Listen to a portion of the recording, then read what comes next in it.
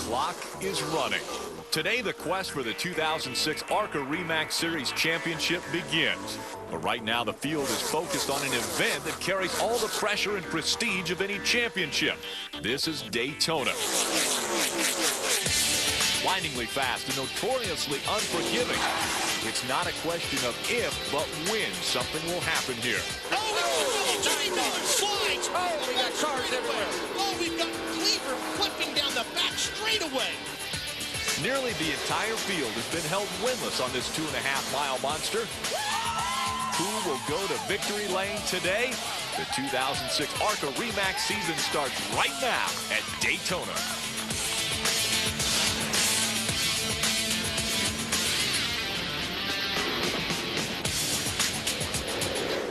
Welcome to the World Center of Racing for the first race of the season, the Daytona ARCA 200 from Daytona International Speedway.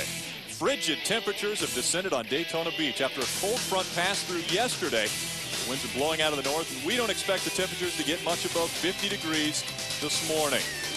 With the front came the rain, and that's why we're back here 17 hours after the scheduled start to kick off the ARCA REMAX Series. Well, let's go trackside for today's command. In Gatorade Victory Lane. Now, race fans, please welcome back Don Hackenberger, regional owner of REMAX of Florida and Carolina regional staff, as he delivers today's most famous words in motorsports. Drivers, start your engines.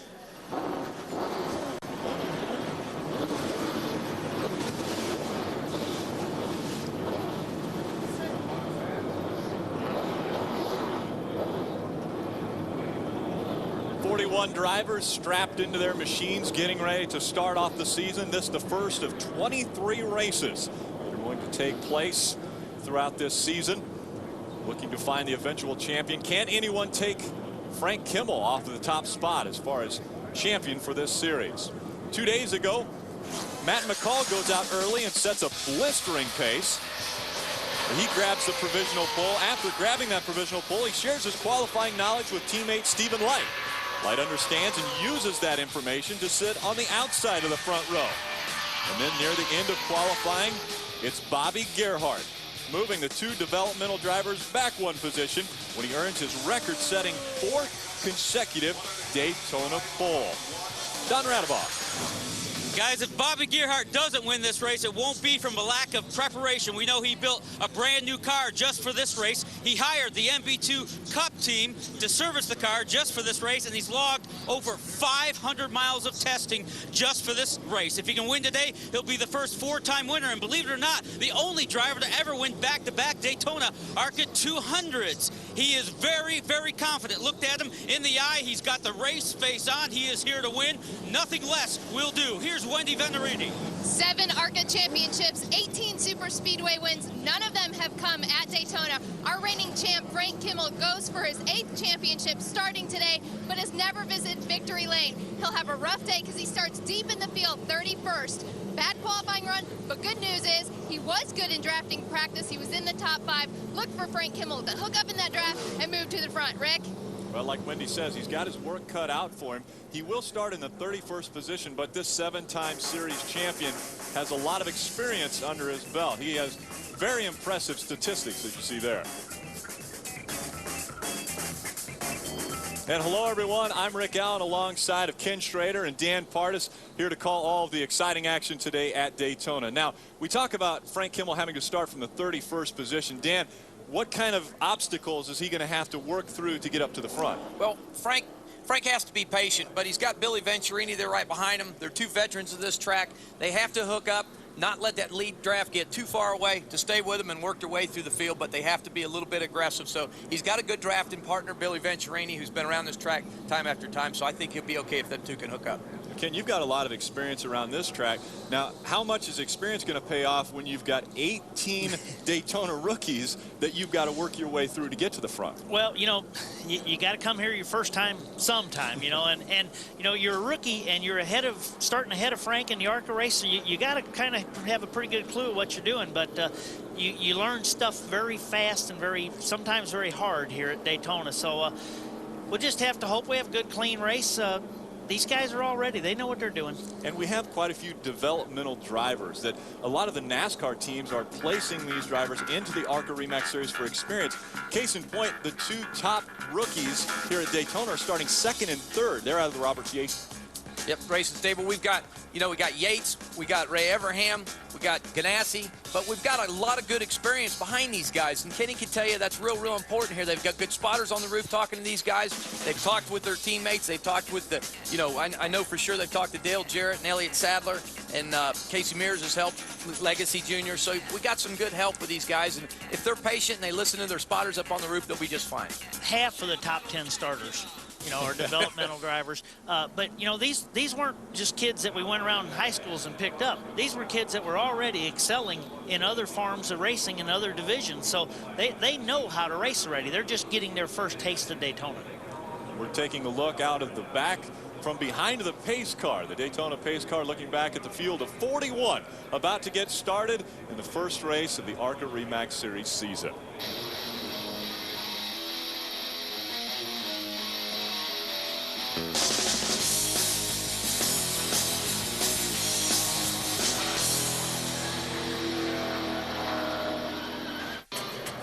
We'll be going an extra lap as far as warming the cars up, getting ready for the start of this race. It is cold here, 47 degrees.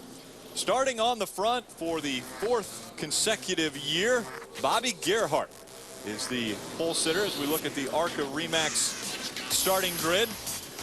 And on the outside of Bobby Gerhart is Matt McCall. Matt McCall making his first Daytona start, and so that will be interesting to see the rookies as how they do up front. But Matt McCall will be on the outside of the front row, and then behind Bobby Gerhart will be his teammate Stephen Light. Starts on the inside of row 2. Matt Hagan's been here a number of times, had excellent runs here, just some bad luck in the past. Look for a real good run out of Matt here today. That's my dark horse right there. Rick Barnhart out of Oklahoma on the inside of G.R. Smith. That is a Gerhart-owned car, and so those 2 cars will be trying to make their way to the front, but we're not going to rule out any other cars because Andrew Myers is also a Gerhart-owned car. So Bobby Gerhart has got a pretty impressive stable in the top 10. 3 in the top 10, that's pretty good numbers there. And Damon Lusk, he put this effort together here some 10 days ago. Penske car there, he's got some good horsepower, Penske horsepower under the hood also. Another developmental driver, and Aaron Crocker running for Ray Evernham this year. She'll be doing a handful of ARCA REMAX Series races as well as the entire NASCAR Craftsman Truck Series schedule this year. Scott Legacy Jr., youngster, just been put under R&D contract with Chip Ganassi Racing, looking for real good things from him this year. Legacy Jr. also one of the drivers in the field, the son of a winner in this series. His father won in Des Moines, Iowa back in the 80s. See the remainder of the field here. Row 11, Doug Reed on the outside of Walt Brannon. See Bernie Lamar up front in the Kevin Harvick R&D car there also.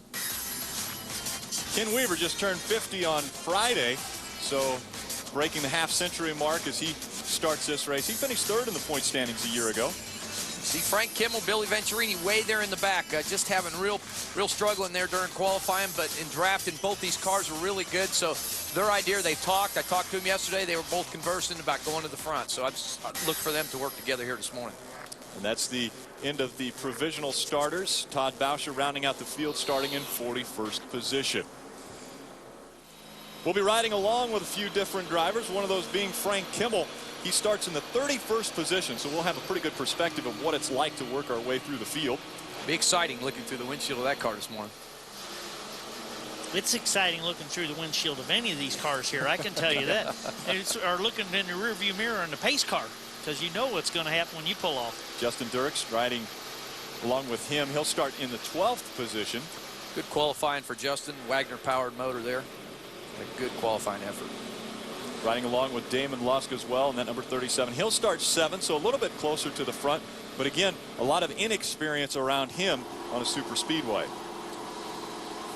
We'll be riding along with the top dog, Bobby Gerhart, starting first again for the 4th consecutive year. That is an amazing feat, Ken. Oh, yes, it is. 4 poles at Daytona, 4 poles in a year makes for a fantastic year. But when you do 4 in a row at Daytona, I mean, our the grandfather of racetracks here. That's quite an accomplishment. Bobby worked so hard on his super speedway program up until about 3 years ago. He never put that much effort into it, and he said, Dan, I just been to Daytona so many times, I want to come here and start winning. And 3 or 4 years ago, they really put a lot of effort into it, a lot of testing, lots of dyno pulls on the dyno. If you guys coming in here to top off fuel, if you start from the back, you really have nothing to lose there. That's a smart move, wouldn't you say, Ken? It's sure not going to hurt to have that little extra fuel. 4 laps around here. I mean, we're talking 10 miles. You basically only go 120 or so on a fuel load, so or right at 100, I guess, yes, on a fuel load. So, you know, you're talking a tenth of your gas. There we see the cars moving to the back. Changes after impound. Andy Belmont, Ken Weaver, Chuck Weber, Barney Lamar, TJ Bell, and Brett Rowe. Unfortunately, these guys made some changes.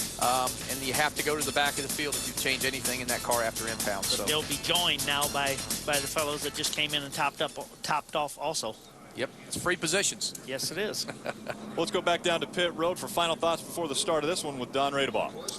2 years ago, Bernie Lamar was literally begging for a ride and anything he could find. He finally got an opportunity to drive a late model in the All-Star Shootout at Irwindale 2 years ago. He started 14th. By lap 9, he was leading, and he eventually won the race. He caught Kevin Harvick's eyes, and wham, bam, here he is in a Kevin Harvick car at Daytona for the very first time. He's got a full Busch ride, too. Wendy Venerini. It's only the pace laps, but we already have plenty of developments going on pit road. You saw several drivers come in, top off. Before they even left pit road, though, Frank Kimmel had a little bit of trouble. His Hans device became unhooked shortly after he climbed in the car. Crew member had to run up as the cars were rolling off pit road. So a quick scare for Frank Kimmel, but he is settled in. Radio communication trouble with Scott Lagasse. He's starting 11th, already having radio trouble. And also a lot of talk on the radio about all these drivers reminding their drivers to warm up their brakes. They've been told to drag their brakes a little bit, get the brakes heated up, get everything warmed up, because it's awfully cold here on pit road, guys. Brakes? I didn't think you used brakes at Daytona. You do when there's stuff happening in front of you that you don't like watching, or you have to come down pit road. But right now, nobody's thinking brakes. Nobody's thinking brakes. The pace car makes its way down pit road. That puts the field in the hands of Bobby Gerhart as he comes to the start-finish line, and we're underway with the 2006 season of the ARCA REMAX Series.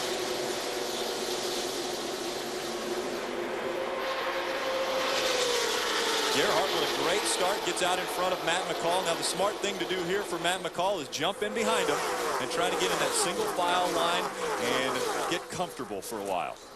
Definitely, you want to get single file as quick as you can, especially the quicker you can get single file and the guys behind you may be doubled up, give you a little bit of opportunity to get away from them.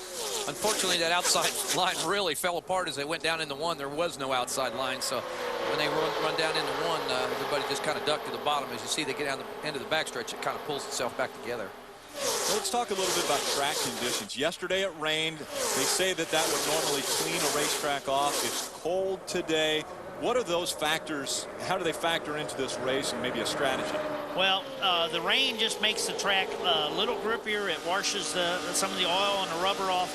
The cold temperatures, you know, with as hot as the tires run in excess of 200 degrees, 30 degrees different track temperature only make a difference for a half a lap or so. Still see some drivers running side by side. Back about 5th place. That's Barnhart, Smith, and Lusk in the 85, 94, and 37. Back there running side by side. That's the problem with getting single file. It's no problem getting single file. You just want to get single file in front of the other guy, and that's where the problem comes. Well, this is a wide racetrack. Obviously not as wide as Talladega, but there is passing available here, but you've just got to get the right draft and the right move to get by someone. Right, most definitely. It's plenty wide enough to run around here 3 wide. 3 wide, you got to be paying a little bit of attention. 4 wide, you got to be paying a lot of attention. Very impressive runs so far for developmental drivers Matt McCall and Stephen Light. Wendy, what are they doing down there? Randy? Hello. You guys were just talking about the draft. Matt McCall and Stephen Light running 2nd and 3rd. They told me at the beginning of the weekend they had never drafted in their lives until they got here to Daytona this weekend. So I'm sure they learned quite a bit in the last 3 days. But here's an interesting point. None of those Robert Yates development drivers went out in happy hour, one of the most critical points to learn about the draft. But they said, hey, our car owner said We want us to just have a good race, start off with a fresh car, not take any chances in that happy hour. So all 3 of those development drivers sat out for happy hour. And that's pretty bold. I mean, thinking about the fact that they had no experience drafting at Daytona, they did practice a little bit with Frank Kimmel. They were able to get out there and run a little bit with Kimmel in the second practice. So they did get a little bit of drafting practice, but that was only 1 or 2 cars. We see that on the Cup side also, though. You can go out and practice all week, and you can't simulate the conditions that all of a sudden you have Thursday in the 150 qualifiers, or that you have race day. So they're going to learn so much the first time they go out anyway. Going out in the race after they just made a few laps with Frank and stuff is fine. And you're exactly right. And also the fear of going out there and practice in happy hour and tearing the race car up. So it was a smart move probably. They wouldn't have gained that much experience in the 10 laps they would have had in happy hour. Wow, back in the field there, 3 wide for a while. Coming out of turn number 4, they were moving around trying to grab positions. Scott Lagasse involved in that large cluster there, as well as Jeremy Clements. This looks like your second pack. You've got about 10 cars in front, and this is your second pack, trying to get together and catch that front pack. These guys have got to settle in, get side by side or behind each other and get that second pack moving, or they're going to lose draft of that first one here soon. Yeah, it doesn't look like they're having a problem getting side by side. Yeah, they've got that figured out real quick. As see Bernie Lamar squeeze down there on the inside. Yep, and here you got 3 wide, and that really is kind of what messes everything up sometimes. The guy will go 3 wide, you know, trying to advance his position, and it just really busts that pack up. Wow. You saw Eric McClure getting a little bit of smoke coming out of the tires. He got a little sideways. 50 car with TJ Bell. Yep, TJ wiggled there a little bit, did a great job of holding on to the race car, but man, it could have got hairy there for a second. Yeah, when you say kind of messed things up, that almost really messed things up. Could have been big. See, they're getting 3 wide here again, and they need to get 2 by 2 and catch that first pack because they are pulling away. But we've got a long race. It's 200 miles. It'll take a little time. They need just to survive this cluster right now, and that's all they need to do, because we will have the opportunity to catch that front pack. Yep. Well, and what we're seeing here is a bunch of cars running side by side, 3 wide in some places, and Frank Kimmel's back there. How nervous does a very seasoned veteran about drafting and knows how to race, how nervous does he get running behind this group? Well, you know, we used to worry about that, but now you don't worry about it. When it happens, you either make it through or you don't. You know, there's not a lot you can do. It really isn't. You know, you can't slow down. You can't say, boy, I need to get away from this pack. I need to back up, because that'll hurt you worse sometimes. So you just have to stand on the gas, hopefully find a car that can move forward and pick cars off every lap and work your way to the front. Well, and this is an 80-lap race, so I'm sure that right now Frank's not thinking, I've got to rush up to the front. There are numerous drivers who use this technique. They'll stay in the back and just wait until the opportunity for them to move up.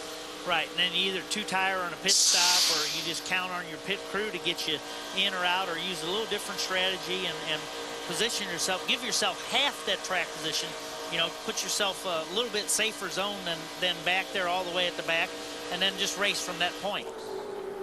The possibility exists that this could be a one-stop race, meaning they could go halfway on fuel. They would only need to stop 1 time, and they could go all the way to the end. We hope that it's not because of caution. We are underway. We've got 7 laps complete. Out in front, it's Bobby Gerhart, Matt McCall, Stephen Light, Matt Higgins, and G.R. Smith.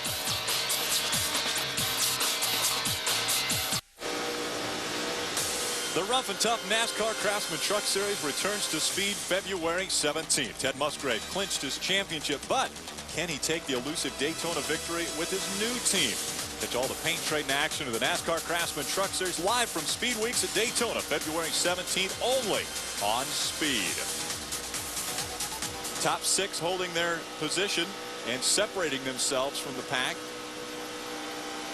They've put about 200 yards between themselves and 7th place now as they continue to stay single file. We still have a lot of racing going on in all those groups, so. This group, life is wonderful for them right now. Yep. 6 of them in line. They got a comfortable lead. No one's in a big hurry to get out of line. They're all doing exactly what they need to do. And as a race car driver, this is really what you want to see, Kenny. Am I right? If you were in that 6-car draft there, you would just say, man, I could go 200 miles like this, and it would be a great day. Well, this view out the back, the Gerhardt's car, is a lot better than the view out the front of Frank Kimmel's car right now. Absolutely. Bobby Gerhardt has led all of the laps so far. Don, how's he feeling? He's got to be feeling really good. So is the crew chief, Billy Gerhardt. I just peeked up at him. I said, how is the car? He looked down at me, and he said, absolutely perfect. This car, they call Patches. It's a combination of 2 different cars, a car that Bobby wrecked at Nashville last year and a car that Kyle Krisloff wrecked. He has led 54% of all the laps at Daytona in the last 4 years. Wendy talked about the Yates cars practicing earlier. Bobby didn't practice much here either, practice a lot here much either. He only went 10 laps in practice. He did go out in happy hour, but they did not log a lot of laps in practice here. Of course, they logged 500 miles before they got here. The car right now, absolutely perfect. Is there such a thing as perfect here at Daytona, Schrader? Well, there's ones that you feel real comfortable in. Yes, sir, most definitely, Don. And Bobby has that feeling, as you can tell from his on-track performances here. And talking to Bobby, they did 500 miles of testing at Talladega. They did 240 pulls on the chassis dyno at the shop within the last 30 days. So they have worked really, really hard on their Speedway program, and it really shows when they go to the Super Speedway. But they do spend a lot of money and effort on the Daytona Super Speedway program. Well, and the perfect position would be out in front. You really have your own destiny in your hands. If you are able to grab the pole, which he has done a unprecedented 4 times in a row, and are able to run out front and stay out front, you really stay out of any trouble. Well, ideally, it sure Oh, and there's problems right there. Yeah. Daniel Quinn in the 39 getting spun around. Brandon Nupp involved in that. It's like the 07 car of Lloyd Tickle. First caution coming out, lap 13. Too bad for Daniel Quinn. Another development driver out of the Roush stable. Just kind of put this effort together here a week or 2 ago. Wasn't sure they were going to run the ARCA race, and last minute decided they were going to come down, and unfortunate end of his day. Rouleau brothers entry. Looked like maybe 3 cars involved right now is all we're looking at. It's the 10 car of Tim Russell there. Smoke coming out of the back of that one. Wouldn't that be 4 cars? Lloyd Tickle. Lloyd Tickle. See the safety crews coming down, checking out, making sure all the drivers are fine. Let's take a look at how this happened. Oh, looks like Danny just run up the racetrack a little bit, guys.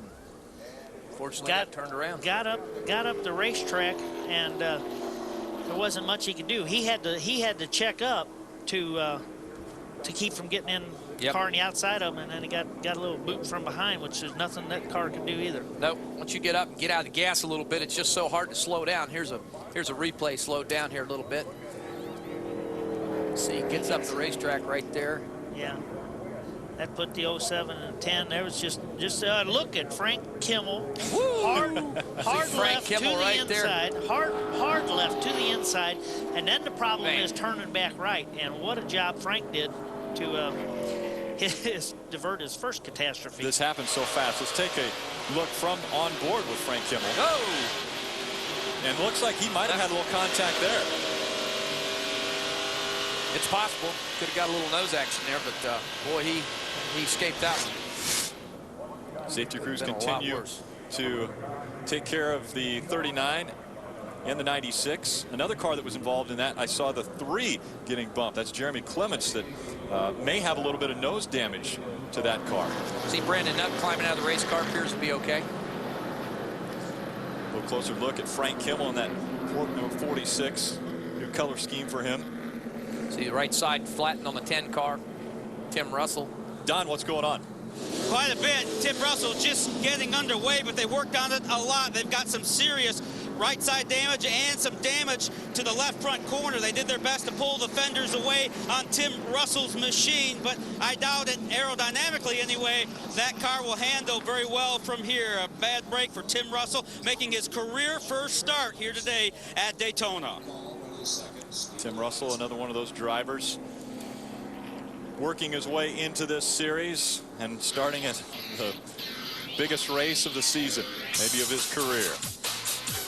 And so caution number 1 has come out for the ARCA REMAX series. We'll be back to get underway after these messages. Welcome back to Daytona International Speedway. You see Frank Kimmel just pulling down pit road. They did come in and assess the damage that he received from that last incident. They did pull some tape and check all the fenders. At a race like this, it's the first race of the season. You don't want to start off with any kind of trouble, so they did check all the bumpers. Looked like everything's good, but they did pull a little tape. Probably just adjusting a little bit of temperature. Time to come in, maybe a little wedge adjustment. Looked like they threw some tires on it. He was towards the back of the pack anyway, so I think it was a good move. Might be a real good time to sit for a minute and just take a big deep breath too. There's nothing wrong with that either. Change his water bottle. Yeah. Yep, so he's backing away. Looks like no damage, but it was real close for Frank Kimmel down the backstretch, navigating through that accident. But fortunately, he threw it okay. What Frank showed there was when everything happened in front of him, he checked up for a minute, got on the brakes, waited to make sure what was going to happen, which direction the cars were going, and then he cut left. That was just the experience. Yep, exactly. Veteran with a veteran move. No damage to the front of the port number 46 of Frank Kimmel. Kimmel still looking for that elusive Daytona victory in the ARCA REMAX Series. Has won virtually every other racetrack and wants the win here at Daytona. Gerhardt, McCall, Light, Hagan, Smith, Lusk all staying out. Just a few cars came in to top off fuel, change some tires. The cars involved with the accident came in, tried to get some of that sheet metal straightened out. Two cars that are out of the race, the 39 of Daniel Quinn and the 96 of Brandon Nupp. The most damage to those two vehicles. Again, our first caution coming out on lap 13. We've completed 17 laps so far. It's still Bobby Gerhardt dominating Daytona like he has done many times before.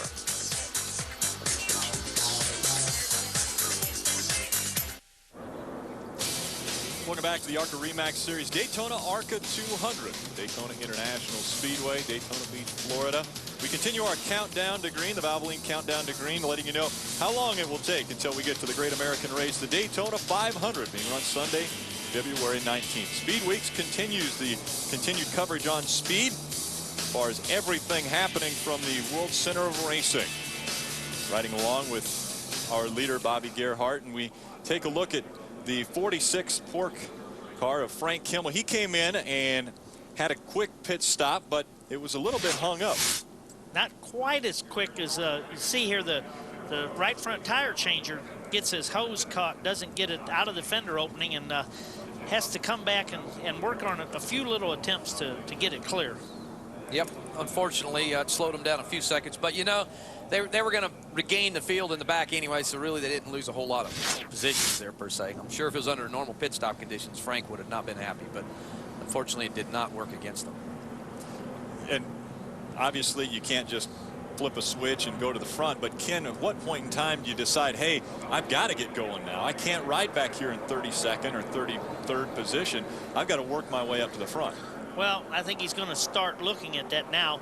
Another thing is he's going to have a single file restart. They won't be starting side by side. They will manage to get there, but it'll take just a little bit of time.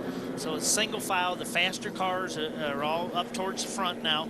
So he's ready to go. Yep, and again, he's got to get his car right. He made some adjustments there. It's real important to get the temperature right on these race cars, and that's what he did. They took some tape off the car, made it right. So he's probably good for the rest of the day. Just needs a little bit more fuel before it's all over with. One thing that's a little bit unique about the ARCA REMAX Series, they give them the ignition systems, the Mallory ignition systems before they start this race. And Don Radebaugh tells us a little bit more about Mallory ignitions.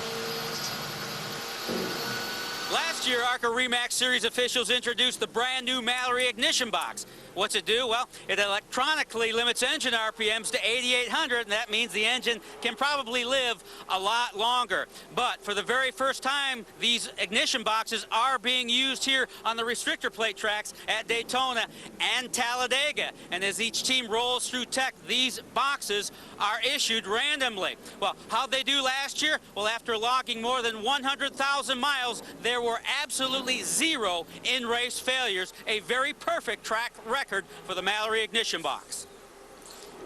We ran those when the ARCA races that we ran last year, and found it to be a good, fair way of limiting RPMs, a simple way and very inexpensive for the competitors, and really enjoyed running them. Also, excuse me, also as a competitor, traction control is a big issue, so it eliminates the fear of traction control, which is a very expensive tool to have, and by having this ignition system in there, it eliminates the competitor from doing that. There was some people that had some problems that they pointed towards the ignition, and after further examination, they found out it was not. They found the problem inside their car, not the ignition, as we get ready to go back to green here.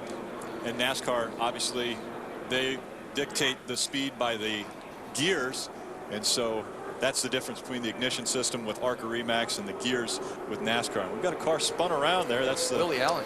75 of Willie Allen getting spun around before they come to the green. The green flag flies for Bobby Gerhart. Willie Allen gets back on the racetrack. He'll restart at the back of the field. When you're coming up and everybody's bunching up to anticipate the green, it's easy to have to lock up the brakes and spin yourself around, or someone else not get their brakes low down enough and spin you around, and that's all through the learning process. It looks like exactly what happened there. The field got brake checked, and Willie just got on the brakes and spun himself around. It's a better thing he done that than knock the nose off his race car. And that's the important part, is this is such an aerodynamic racetrack. You've got to make sure that the nose doesn't have any damage to it. Otherwise, it will definitely affect the performance. See these four cars just breaking away. That's just what they wanted to see, to get out front there, and if they can pull away from that second pack, that's a good thing for them. Very strong. Gerhart, McCall, Light, and Hagens all qualifying very well and holding on to their positions. Those are the same positions they started in, and they're still running 1 through 4. Strong second pack behind him. If that second pack could just line up and go, they'll catch him here in no time. J.R. Smith on the outside, and that number 94, the gold 94, gets out of line right now.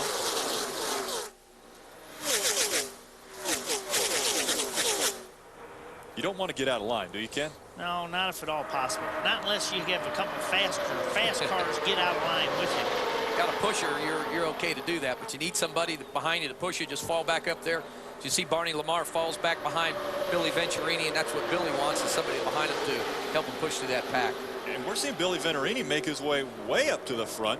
Billy Venturini starting today all the way back in 33rd position. He's made his way all the way up so far to 15th, so he's really the man on the move, but he's trying to catch the young guys that are up there with the yellow stripes on the back, one of those being the 66 of Stephen Light. What's going on with Stephen, Wendy? Well, Stephen is part of that four-car breakaway that's going on towards the front. He is a rookie when it comes here. He had never drafted before this weekend, as I told you, but in those first few laps, he said, I'm just trying to figure out the draft. He doesn't look like he's just hanging out, but he really is just trying to figure out the draft, following behind Gerhart and his teammate Matt McCall up there. He has a lot of experience here in the garage area on his pit box, and as his spotter, you have Eddie DeHunt spotting for him.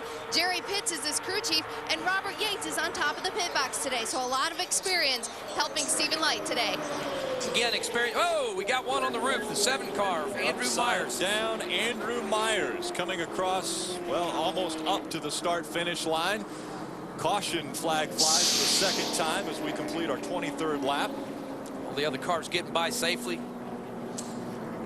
Be curious to see the replay there, but when you look at the car upside down and there's no corners that are knocked off, he had to get turned around, and the air just tumped him over. You see the drive shaft still spinning. Obviously the motor's shut off, but there we go. Still waiting to see Andrew Myers make his way out of the number 7. And that's another one of Bobby Gerhart's just cars. saw the window net come down. Here we go on the bottom. Just gets sideways by himself. Kenny, what'd you say? Yeah, he got a little bit loose when the car was going around the outside of him, and tumped it over about as simple as you're going to here. Yep. What kind of a ride is that, Ken? Well, that's not bad. That's not bad at all. It's just if he'd have gotten that grass with about 60 mile an hour more, then it could have got exciting. See him right here on the bottom of the racetrack. Got Billy on the outside of him. He wants to come up, and he doesn't have the room there. Nope. So he gets the car bound up, and it just takes off. Wow. Well, and these cars are going over 180 miles per hour. I talked to the pilot when I flew down here from Charlotte. In a 100-ton airplane. They say they only go 160 miles an hour when they actually lift off the runway. So these cars are going faster and weigh a lot less. It's easy for them to get off the ground. Here we go out the rear camera. Wow.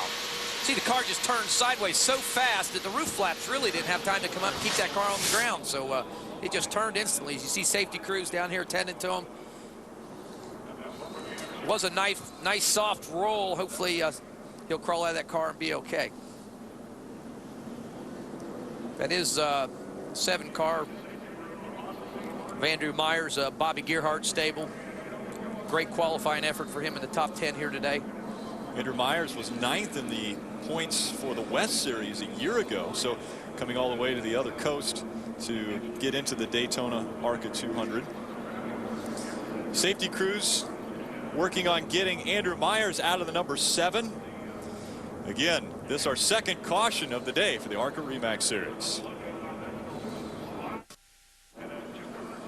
For all you rotisserie baseball and fantasy football junkies looking for a new fix, Speed Fantasy Cup Racing has the games for you. It's the original and the richest with over $750,000 in cash and prizes.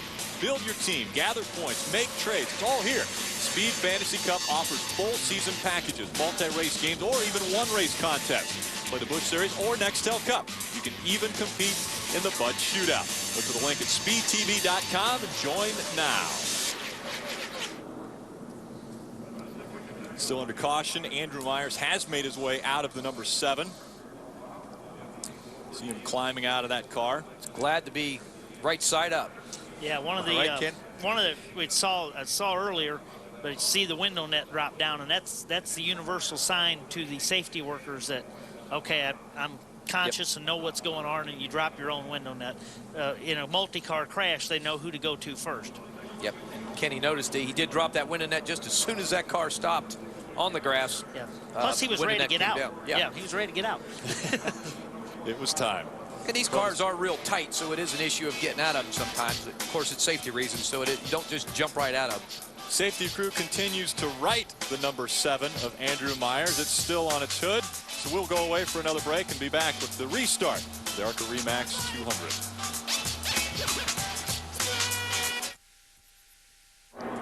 Welcome back to Daytona. Here comes the field down pit road, and we'll head first to the 66 of Stephen Light with Wendy. The front runners are going to take advantage of this caution by coming in on lap 26. Stephen Light, his running third as he comes to a stop. The crew he did overshoot his pits. He'll have to back up. A little bit of a rookie mistake by Stephen Light. He is being pitted by Dale Jarrett's team on the Cup side. They are going to go to work, but no adjustments on Stephen's car. Rookie mistake, though, here on this side. Don? Bobby Gearhart in, right side tires only, throwing a little strategy at the Lucas Oil car. Early on, they want to beat the other cars out, but Billy Gearhart told me the car is so good they want to change as little as possible. Right side tires, some gas too. Bobby Gearhart with a perfect race car back underway. You got to educate me on this one, Ken.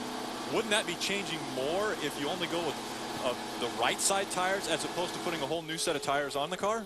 Well, I can see where they wanted to have 4 tires. Definitely aren't the same.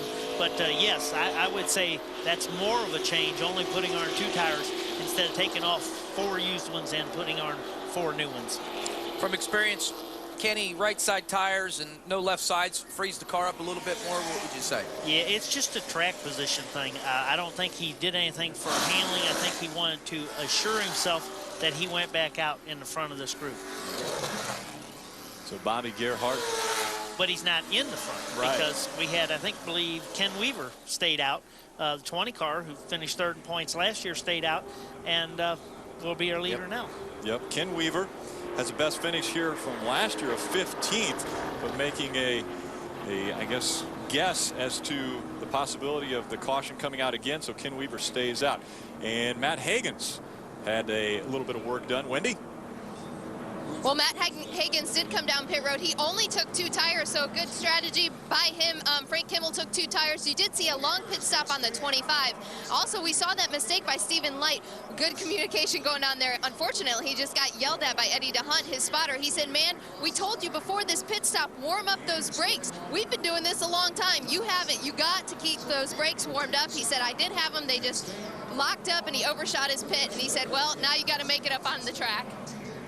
Oh, well, that's just inexperience. And again, you know, you got these guys talking in your ear, but when you're in a race car, sometimes we have a failure to listen. Is that right, Kenny? Well, yeah, you're listening just only to things you want. One side of the brain doesn't hear the other, but unfortunate for him, he'll make that up. He's got a really good race car. He'll just have to keep his nose clean.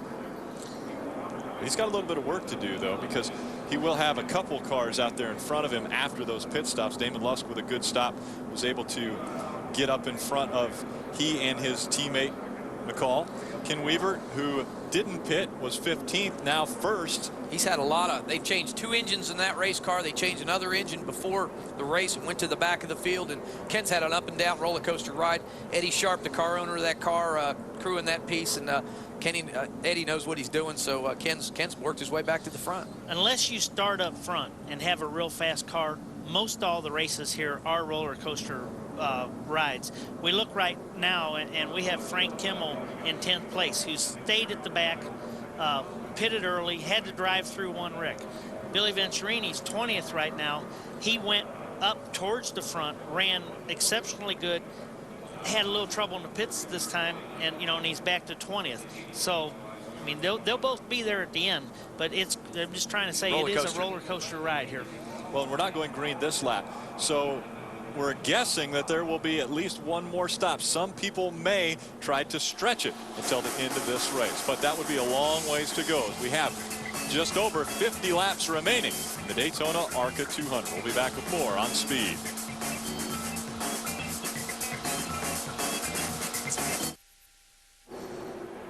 Welcome back. Rick Allen, Ken Schrader, Dan Pardis from up in the booth, Wendy Venturini, Don Radebaugh, calling action of the ARCA 200 as we continue to do the Valvoline countdown to green, the great American race, the Daytona 500. And as we come to the start-finish line, it is the restart. And a problem with Jason Hedleski in the 08 as the green flag flies. That's going to cause problems for the rest of the field. Hedleski, it looked as though maybe missed a gear. It appeared that way, and that jammed him up behind him. And the 22 car of Brian Tyler got stuck in the outside wall there, which I'm sure he should have an issue with right side tire clearance, I would think. Yep, looked like him and Ryan Howard got together and rubbed tires there, and got a little hairy there for a minute right in front of the field. Well, yeah, when Jason Hedleski, who was leading the field because Ken Weaver came in and did finally take a pit stop, Jason Hedleski leads the field to the green but doesn't get through the gears, and so that causes a big bottleneck at the start of the race. Now, looking out of the front of Bobby Gerhardt's car here, we see Christy Passmore on the bottom, 1 lap down, trying to get her lap back. She really would like to think that Bobby would go with her right now instead of TJ Bell, but looks like he's going to go with TJ. TJ, good car. Bobby Jones entry, ex-Robert Yates car, Mike Agee Motors, strong piece. 2 people's in that race shop, work on that car all year long, so they've had a real strong effort here today. He'd like to stay up front there with Bobby Gerhardt, I'm sure. Jason Hedleski back up to speed now. Gerhardt holding on to second. That's the first time he's been out of the top position. Don, what's going on with Bobby? Well, Rick, I tell you, it's a good thing tire wear is so good at Daytona because they only took right side tires, as we know. And I peeked up at Billy Gerhardt one more time and asked him about fuel. I asked him if he could possibly go all the way from here with 30 laps, 31 on the board. He said, absolutely, we think we can go all the way. So the possibility exists. We may not see the 5 car back on pit road. Not too early to start discussing fuel strategy. I think we may have some here. Those guys have played this game enough times that they would not roll the dice if they didn't feel comfortable about it. So I believe if Billy says they can do it, that they know they can do it. But we talked to a few of them about fuel window. 45 to 55 is what they tell us, Rick. I know it's hard to rationalize that, but they're telling us 45 to 55. Kimmel tells me 50 all day long, no problem. So he said, if I can come in a lap 30 and top off, he said, I'm good for the rest of the day. Speaking of Frank Kimmel, boy, he's fired all the way back up in the 6th position. Good run for him.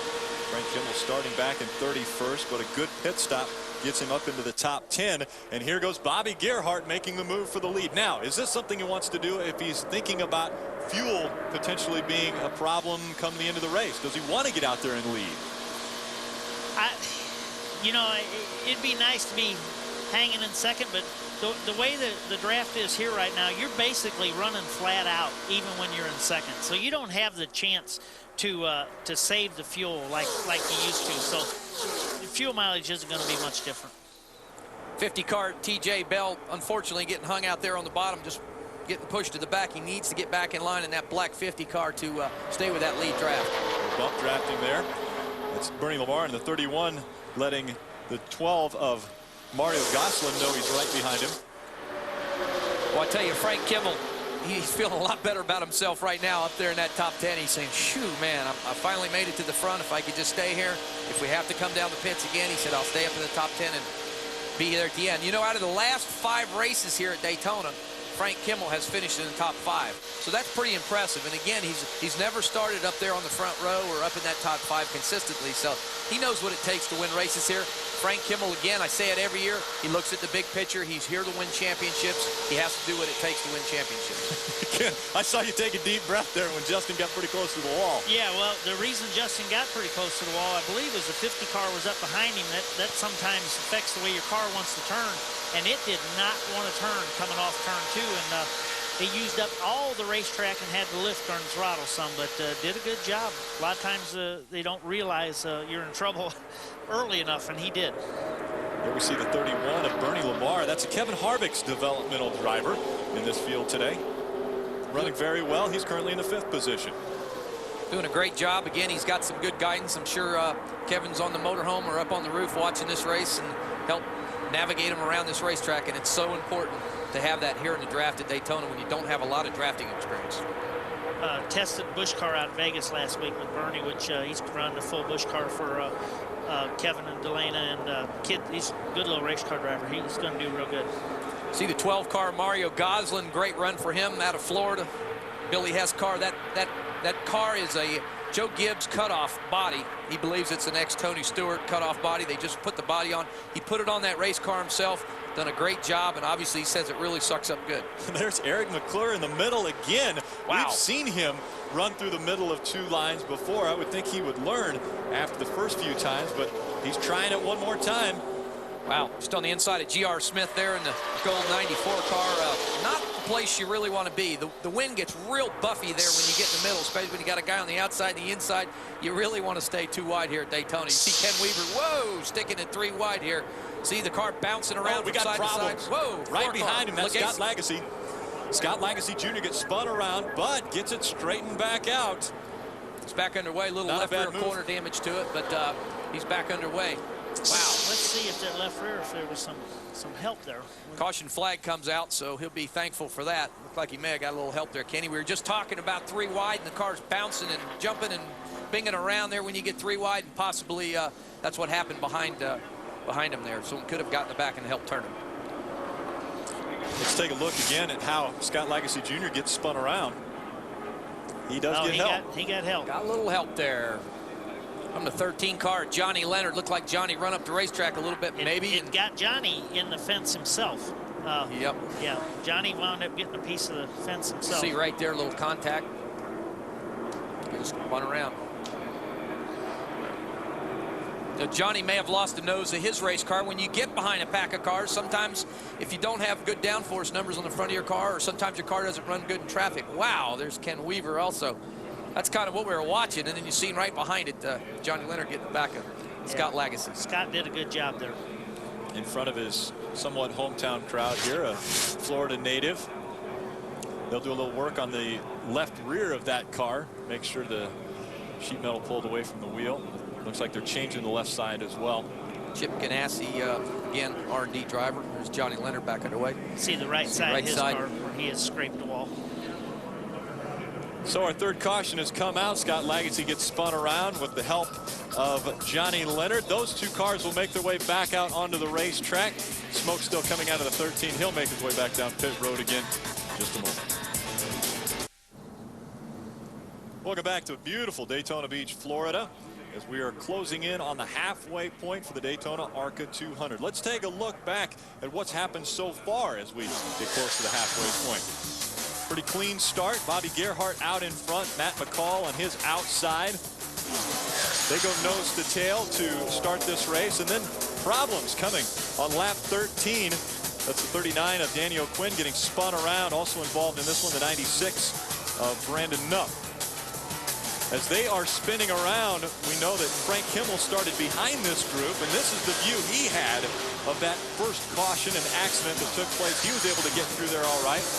But Andrew Myers was not so lucky when he got sideways, because not only going sideways, he got up on the roof of that car. So he spins around, but after a few minutes is able to get the window net down, and the safety crew helps him climb out of that car. And then most recently on lap 36, caution coming out for the third time, and that involving the 13 of Johnny Leonard and the 4 of Scott Legacy Jr. Legacy Jr. getting bumped and turned around, but able to control it and make it way back down pit road. Again, welcome back, everyone. I'm up in the booth, Rick Allen, Ken Schrader, Dan Pardis. Down on pit road, we have Wendy Venturini and Don Radebaugh. Turned out to be a deceiving day, because it looks beautiful when you look at it from the camera, but it is still chilly here. It's barely over 50 degrees, and that's not a common temperature for Florida. You know, I hardly ever turn the speed channel off, but just for a second I turned on the weather channel. Yeah. And 50 is looking pretty good here if you look around, look around the East Coast. So it is a beautiful day at Daytona. That's true. That's true. The Northeast is getting hit very hard right now, I think, with the front that went through here yesterday. Again, we're riding along with Bobby Gerhart. He's looking to set a record today, becoming the only driver to ever win 4 races at the Daytona ARCA 200. But he's got competition in front of him or around him. Frank Kimmel wanting to win at Daytona for the first time.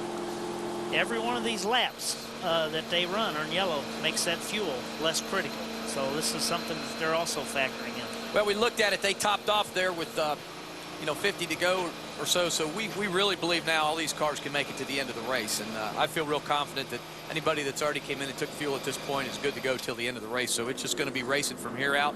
Try to keep your car on that front draft and hopefully be there at the end. When they come by the starter stand this time, we have the cross flags. It will be halfway. So we're halfway through the ARCA 200 here. When we have completed the halfway, we took a little recap and looked back at what has taken place, and I'm sure Andrew Myers is very thankful for the safety initiative that's taken place, and we take a little bit closer look with Don Radebaugh at the Hardcore Motorsports Safety Initiative.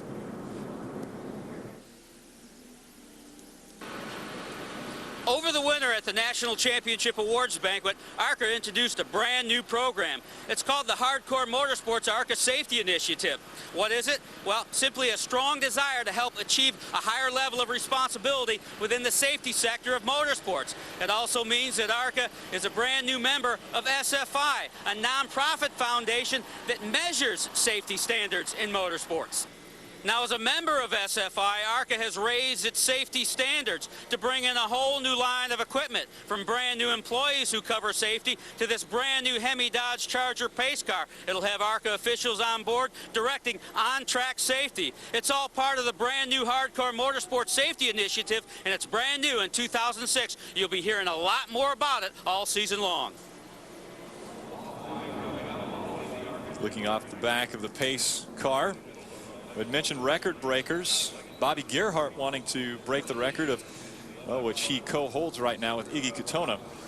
Iggy getting his wins in 65, 71, and 74. Bobby Gerhart more recently. But the other record that would be broken if Bobby Gerhart were to win this race would be the fact that no one has ever repeated their win from the year before. So we've never had back-to-back wins at Daytona. Right, it would be a great victory for him. Again, no one's ever done it in history, so for Bobby Gerhart to do it would be quite an accomplishment. Working on the front of the number 4 of Scott Legacy. We know that damage was mostly done to the back of that car. Yeah, the front valence, or air dams call it, is hugely critical to how the car gets through. Scott had trouble getting off pit road last time. Don't know if we've lost a gear or something. But he's going to be going just fast enough in a second that them guys can't run that fast. Well, no, he's slowing down. So I was going to say, they're going to have to pick it up a little bit if they're going to get that started. Put him a lap down, I believe. Yep, just lost the lap. Bobby Gerhart back out in front, had the pole. Can he win from the pole? Well, he did it last year. Here are the other 6 drivers that join him in that very illustrious group. Benny Parsons, the first one to do it back in 1969. And the funny thing about the fact that Benny Parsons won from the pole in 1969, his speed in 1969 when he grabbed the pole was 185.204 miles an hour. And Bobby Gerhardt's pole 2 days ago wasn't quite that fast. Yeah, that was 427 inches probably in 1969, unrestricted. Yes. There you go. There's versus the key, 355 cubic inches restricted. But the bodies are so much slicker now, and the tires that Hoosier and Goodyear have come up with now are so much better. Let me tell you what, Benny had his hands full when he made that qualifying lap. Not much spoiler back then either. No. Don, who have you caught up with? Well, I've got Billy Gerhardt, brother of Bobby and crew chief. Billy, 2 tires stopped there. Why? Well, car's been working so great, Don, all weekend. Tire wear has been minimal. We won this race last year with the same strategy. And this new car we built, I don't know. We really hit the chassis setup. Car's been flawless. When we tested it at Talladega, we brought it here. It was a hard decision to run this car and leave last year's winner in the trailer, but I think we made the right choice. All right, we covered tires. How about fuel? You good to go? You coming back in? It's close, but we're good to go. Good to go to the end here. Want to thank my guys. Want to thank Lucas Oil. 4 poles in a row. I don't know what to say. I got a great crew. Yeah, you indeed do. You got a pretty good driver in the seat, too. The veteran Bobby Gerhardt makes his 201st career ARCA REMAX Series start here at Daytona today. Green flag flies, restart for Bobby Gerhardt. Just behind him, Matt Hagens, with an impressive run so far in this one as we've crossed the halfway point. The roller coaster effect, we have Frank Kimmel and Bill Venturini together in 9th and 10th now. Yep, we talked about that at the beginning of the show. Them 2 cars stayed together and worked their way to the front, and that was a big chore for them here today. See Matt Hagens running in second there in the 9 car. He tested Talladega 2 weeks ago, blew a right front tire, put that car into the wall, had to clip the right front of the car, put a whole right side on the body of that car. He broke his left front big toe, but he says he's getting around just fine, and I bet his toe's feeling pretty good about right now. Out in front, Bobby Gerhardt. Right behind him, the 9 of Matt Hagens. Wendy, how's Matt doing? Well, of course, Matt Hagens was one of those guys that also took 2 tires. A good strategy by them. He came over the radio and said, hey, here's our strategy. Let's stay in front of the guys behind us. That's always a good idea when you're drafting here at Daytona. So Matt Hagens just trying to stay out front. Also said he wants to come off the corners a little bit better. Matt's quite unique out of all these competitors because Matt finished second last year in ARCA REMAX points as an owner. That's right.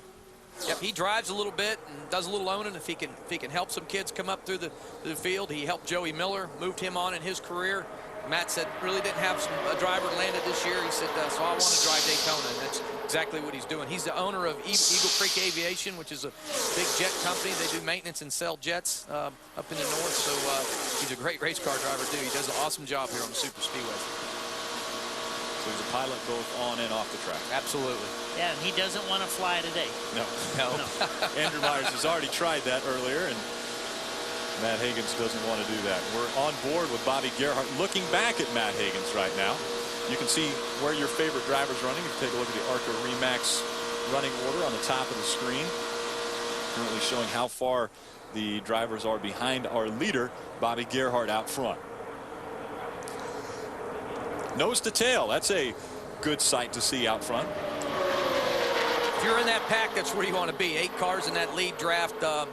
You know, these guys are saying, hey, we're done with fuel, 45 of 80 laps. If we could all just kind of sit here and pull away from that second pack and then duke it out the last 10 laps, that's just what we'll do. But, you know, if someone's going to get antsy in that pack, and that's usually what happens, and then you should get some passing and side-by-side action there. But these guys are doing exactly what they need to be doing right now at this stage of the race.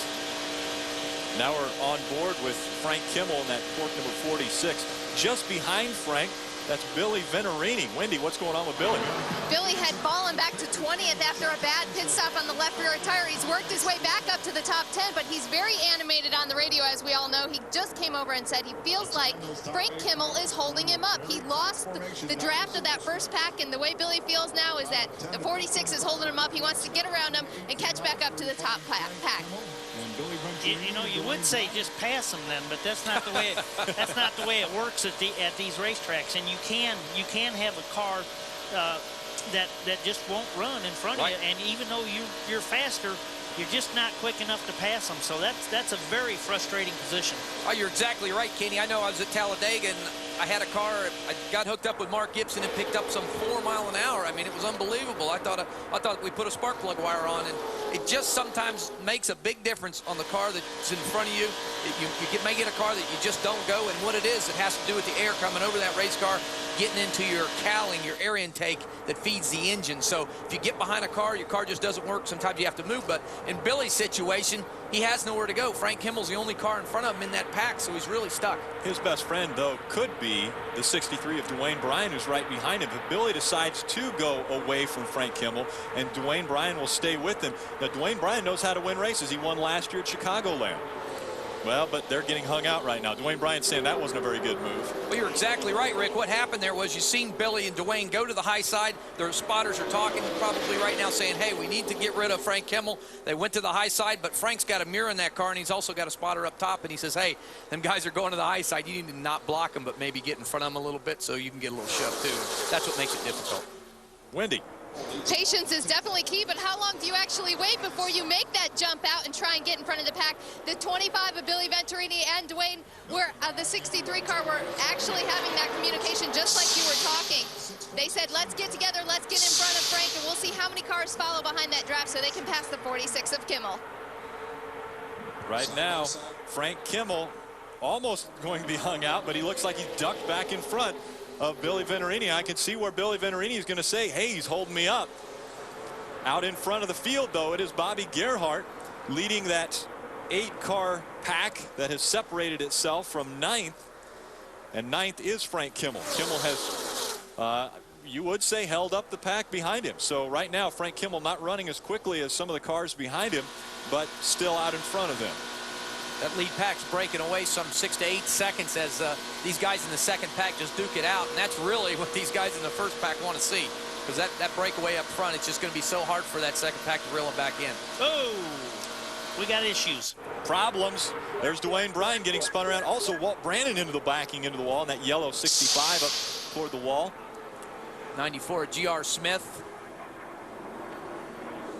Caution number 4 coming out 60 on the car. super speedway. Eric McClure. Wow, unfortunate. Greg Barnhart, just a bunch of them got tied up, and again they just got in that big pack, and somebody got bounced around, and there's just nothing you can do. There's a window net coming down on Dwayne Bryan's car. Most all the times these wrecks are caused by the same things, and that's when one of us drivers runs into another driver. Yep. Doesn't have to be very hard either. No. Well, you say that, and Andrew Myers we saw got a little bit loose and did it on his own, but you're right. For the most part, every time we've seen people get spun around, it's been by the help of someone else. See 94 car GR coming down pit row there for. That's got to be disappointing to Bobby Gerhart, because that's another one of his cars now that has been involved in an accident.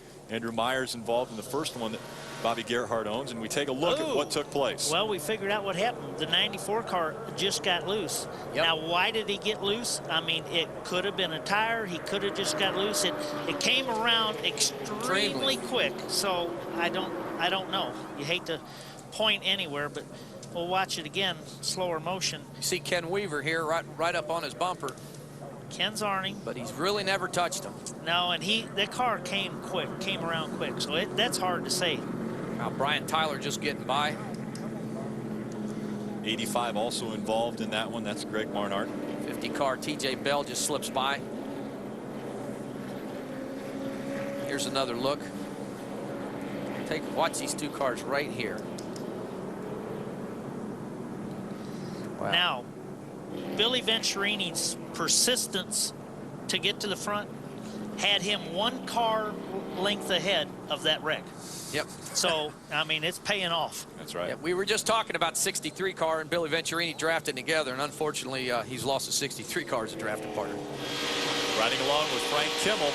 This is just behind him. Wow.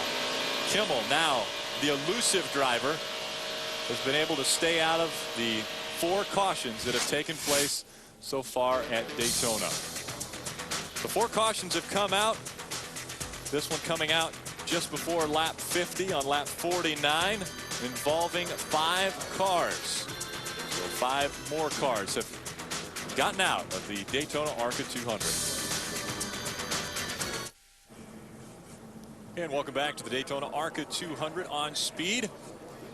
Pace car still out on the track, including Bobby Gerhart, Matt Hagens, McCall, Gosselin, Lamar, top 5. Bernie Lamar in the top 5, an impressive run for him. Bernie starting this race back in 20th position. Kevin Harvick, developmental driver, making his way up toward the front. It's becoming more and more crucial for Bobby Gerhart to win this race today as he continues to ride around on yellows and see his other cars being hauled into the garage area. So it's more crucial for him to bring his car home in one piece and a good paycheck. Well, and if you stay out front, it so far has worked out that you stay out of the problems. Here was our most recent caution. This is caution number 4 happening at lap 49. You know, that could have been a lot worse. None of them cars got really sideways where they caught any air and never took any real hard impact to the wall. So it was real fortunate that it ended up the way it did. Yeah. Easy for us to say. Yeah. Yeah. No real hard impact. I've hit that wall, but it was not a soft wall, though, Kenny. I know. And I'm sure you do, too. I haven't got to experience a soft wall yet. They're just softer. Softer, yeah. You wake up a little sooner. Well, the laps are ticking away as we have just 28 laps remaining for Bobby Gerhart to put his name in the record books. But that's also just 28 laps for Frank Kimmel to also put his name in the record books as far as winning at Daytona. And as those laps start to tick away, the time starts ticking away for Frank Kimmel. Now, we've noticed that he hasn't been as quick. Billy Venturini talked about Kimmel holding him up. So Billy Venturini trying to make his way towards the front and obviously trying to have a better outing than last year when he was involved in an accident that sidelined him for most of the season. Wendy?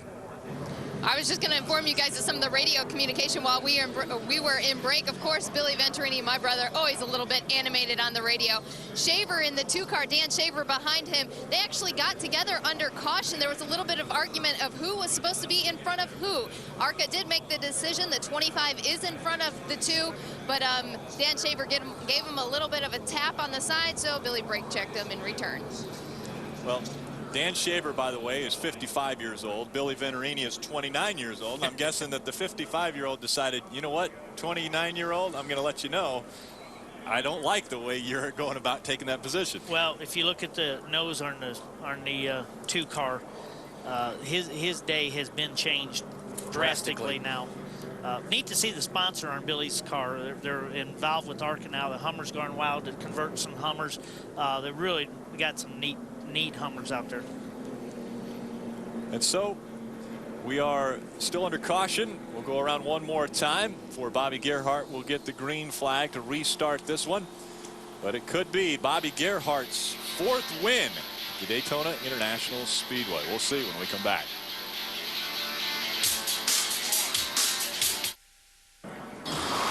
On February 22nd, the Hit Series Pinks returns to speed. Watch as egos, pride, and titles go on the line. Feel the raw emotion. Experience the heartache and revel in the thrill of victory. No lights, no tricks. The premise is simple. Lose the race, you lose your ride. Pinks Season 2 premieres February 22nd exclusively on Speed.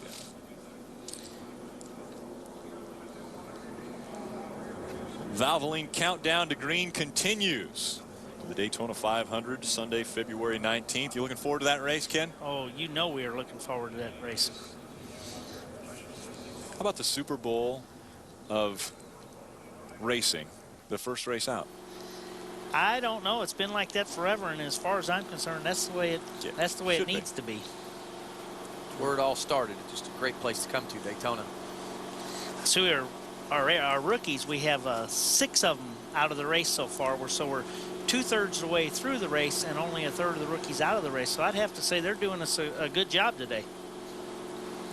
Well, we have some old footage from the 1967 ARCA race here. Back then it was a little bit longer. But very interesting, needless to say, as far as the history of the ARCA REMAX Series at Daytona.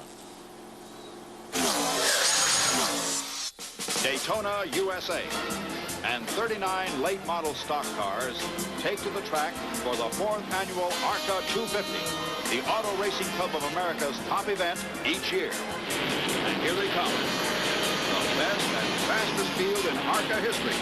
Whoop, Johnny Roberts flips and twists like a toy car thrown off a cliff. Pit stops are over for everybody. From here on, it's flat out all the way. The white flag, 1 lap, 1 minute. It's now or never. But who's going to be first? It's Latham in number 29. If he doesn't run out of iron, Latham wins it. Ralph Latham claiming that win back in 1967. Iggy Katona coming in second at that race. Now again, Iggy Katona has won 3 of these Daytona races. Bill Kimmel, that is Frank's father, finished 5th in that race. Watching Johnny Roberts there with his arm sticking out the window as he's viciously turning over. I'm very thankful for everything that ARCA and all the top stock car racing associations have done to work on these cars, make them a little safer. Keep your hands and your parts in the car. It's real important. You see Chad McCumbee coming off the pit road. Andy Hillenberg entry. It's 14 laps down. They've been having some troubles today. He starred in a 3 movie. Finished where, 3rd or 4th in points last year? Good race car driver. Had a very good year. Well, guys, this is it. It's pretty much a shootout to the end here. It's so close to the end. You know, if you're up front, it's time to tighten them seat belts, and 25 to go. Let's stay in the lead draft. Super Speedway wins. Frank Kimmel with 18, Tim Steele 24. Only 6 races separating the top 2, and somebody else would like to throw their name in that mix. It could be Bobby Gerhart adding another win. He's had 4 Super Speedway wins, 3 of them coming here at Daytona, 1 at Talladega. Can he add to that today? We'll find out. Come back.